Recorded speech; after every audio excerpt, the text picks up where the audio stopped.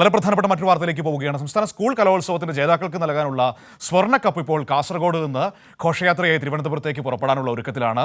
ഇപ്പോൾ കപ്പ് ഇതാ അവിടെ നിന്ന് ഘോഷയാത്രയെ പുറപ്പെടുന്നതിന്റെ തത്സമയ ദൃശ്യം. സിജു, കപ്പ് ഇതാ കാസർഗോഡ് നിന്ന് പോരുകയാണ് തിരുവനന്തപുരത്തേക്ക്.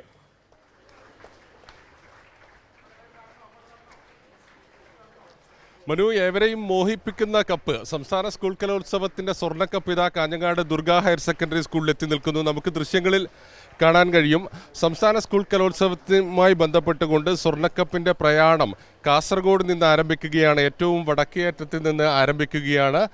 നിരവധി വിദ്യാർത്ഥികൾ, അധ്യാപകർ, അതോടൊപ്പം തന്നെ ജനപ്രതിനിധികളെല്ലാം തന്നെ ഈ പരിപാടിയുമായി ബന്ധപ്പെട്ട് ഇവിടെ എത്തിയിട്ടുണ്ട്. സ്വർണ്ണക്കപ്പ് ഇതാ ഇപ്പോൾ ഇവിടെ ഈ തുറന്ന വാഹനത്തിലാണ് ഇവിടെ നിന്ന് തിരുവനന്തപുരത്തേക്ക് യാത്ര തിരിക്കുക. മുഴുവൻ ജില്ലകളിലൂടെയും ഇത് കടന്നു പോകും എന്നാണ് ഇപ്പോൾ അറിയിച്ചിരിക്കുന്നത്. അതിൻ്റെ ഷെഡ്യൂൾ അങ്ങനെയാണ് ക്രമീകരിച്ചിരിക്കുന്നത്. കഴിഞ്ഞ വർഷം സംസ്ഥാന സ്കൂൾ കലോത്സവത്തിലെ ചാമ്പ്യന്മാർ കണ്ണൂരായിരുന്നു. ഈ സ്വർണ്ണക്കപ്പിൻ്റെ ഒരു ചരിത്രം എന്ന് പറയുന്നത്, ഈ സ്വർണ്ണക്കപ്പ് ജേതാക്കളാകുന്ന ജില്ലയ്ക്ക് നൽകും. അവരത് അവരുടെ ജില്ലാ ട്രഷറിയിൽ സൂക്ഷിക്കും.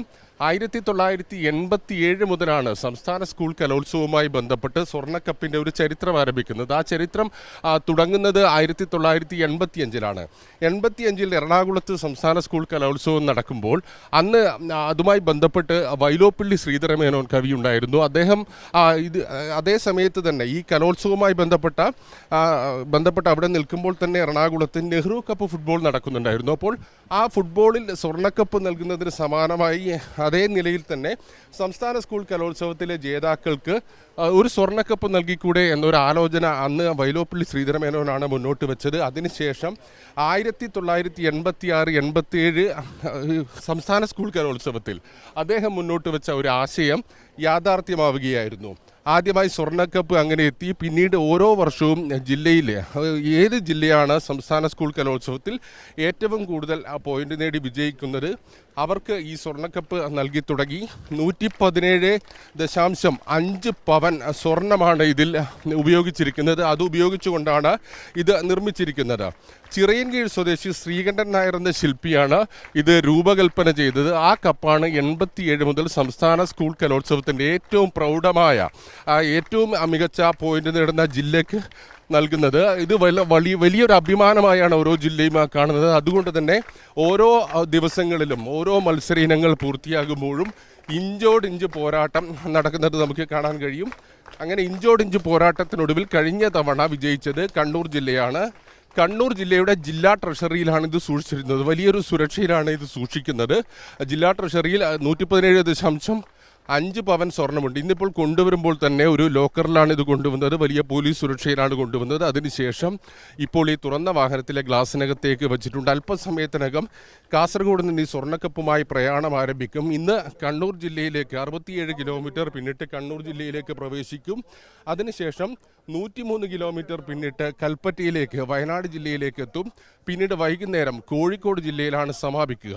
ഇങ്ങനെ അതിനുശേഷം പിറ്റേ ദിവസം മുതൽ മലപ്പുറം, പാലക്കാട്, തൃശ്ശൂർ, എറണാകുളം, ഇടുക്കി, കോട്ടയം, ആലപ്പുഴ, പത്തനംതിട്ട, കൊല്ലം ജില്ലകൾ പിന്നിട്ടുകൊണ്ട് ഇത്തവണ സംസ്ഥാന സ്കൂൾ കലോത്സവം നടക്കുന്ന തിരുവനന്തപുരം ജില്ലയിലേക്ക് കടക്കും. 3-ാം തീയതി വൈകുന്നേരത്തോടുകൂടി പ്രധാന വേദിയായ തിരുവനന്തപുരത്തെ സെൻട്രൽ സ്റ്റേഡിയത്തിലേക്ക് എത്തിക്കും. വലിയ ആഘോഷത്തോടുകൂടി സെൻട്രൽ സ്റ്റേഡിയത്തിൽ എത്തിക്കുന്നതോടുകൂടി സംസ്ഥാന സ്കൂൾ കലോത്സവത്തിന്റെ ആരവത്തിലേക്ക് തലസ്ഥാന ജില്ല ഒരുങ്ങും. പിറ്റേ ദിവസം അതൊക്കെ ഞാൻ സമ്മതിച്ചു. അത് കറക്റ്റാണ്, സിജു പറഞ്ഞ കറക്റ്റാണ്. അതൊക്കെ ഇഷ്ടപ്പെട്ടു, എല്ലാം കൊള്ളാം. ഞാൻ ചോദിക്കുന്നത്, ഈ കപ്പിന്റെ കൂടെ ഇങ്ങോട്ട് പോരുന്നുണ്ടോ? നീ പോരുന്നുണ്ടോ ഇങ്ങോട്ടേക്ക്?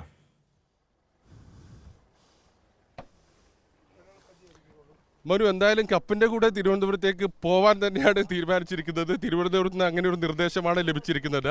ഈ കപ്പിന്റെ കൂടെ ഇല്ല. ഏതായാലും ഇന്ന് ഈ കപ്പ് ഇവിടെ നിന്ന് പറഞ്ഞയച്ചതിന് ശേഷം തൊട്ടടുത്ത ദിവസം ഞങ്ങളും തിരുവനന്തപുരത്തേക്ക് വരുന്നുണ്ട്. സംസ്ഥാന സ്കൂൾ കലോത്സവത്തിന്റെ ആരംഭങ്ങളിലേക്ക് കാസർഗോഡ് നിന്നും ഞങ്ങളും കടന്നു വരും. ഓരോ നിമിഷവും കൃത്യമായി ജനങ്ങളിലേക്ക് എത്തിക്കുന്നതിന് വേണ്ടി വലിയ തയ്യാറെടുപ്പുകൾ കൈരളി നടത്തിയിട്ടുണ്ട്. ആ തയ്യാറെടുപ്പിന്റെ ഭാഗമായി ഞങ്ങൾ കൂടി തിരുവനന്തപുരത്തേക്ക് സംസ്ഥാന സ്കൂൾ കലോത്സവം റിപ്പോർട്ട് ചെയ്യാൻ എത്തണമെന്നാണ് അറിയിച്ചിരിക്കുന്നത്. ഏതായാലും 3-ാം തീയതി മുതൽ തന്നെ 8-ാം തീയതി വരെയുള്ള സംസ്ഥാന സ്കൂൾ കലോത്സവത്തിൻ്റെ ഭാഗമായി ഞങ്ങൾ അവിടെ ഉണ്ടാകും. ആ ആവേശം, സംസ്ഥാന സ്കൂൾ കലോത്സവത്തിൻ്റെ ആവേശം ഒട്ടും ചോരാതെ തന്നെ കൈരളിയുടെ പ്രേക്ഷകരിലേക്ക് എത്തിക്കുന്നതിന് വേണ്ടി വളരെ വിപുലമായ തയ്യാറെടുപ്പുകൾ കൈരളി നടത്തിയിട്ടുണ്ട് എന്നുകൂടി പ്രേക്ഷകരെ ഈ നിമിഷം നമ്മൾ ഓർമ്മിപ്പിക്കുകയാണ്. മനു, ഇതൊരു അറിയിപ്പായി സ്വീകരിക്കണമെന്ന് ഞാൻ നിന്റെ സുഹൃത്തുക്കളോടൊക്കെ പറയാം. സിജു എത്തും, ആവേശ കമ്മിറ്റിക്കാർ, സ്വീകരണ കമ്മിറ്റിക്കാരൊക്കെ ഇത് അറിയിപ്പായി സ്വീകരിക്കുക. അടുത്ത ദിവസം തന്നെ വരും. ഒരു കാര്യം കൂടി, വലിയൊരു ലൂഡോ ബോർഡുമായി ഇവിടെ ചിലരൊക്കെ കാത്തിരിക്കുന്നുണ്ടെന്ന് പറഞ്ഞു കേട്ടോ.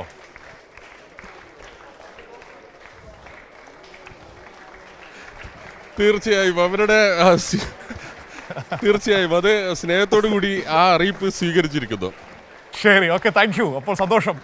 രാവിലെ സിജു കണ്ണനാണ് നമ്മളോട് സംസാരിച്ചത്.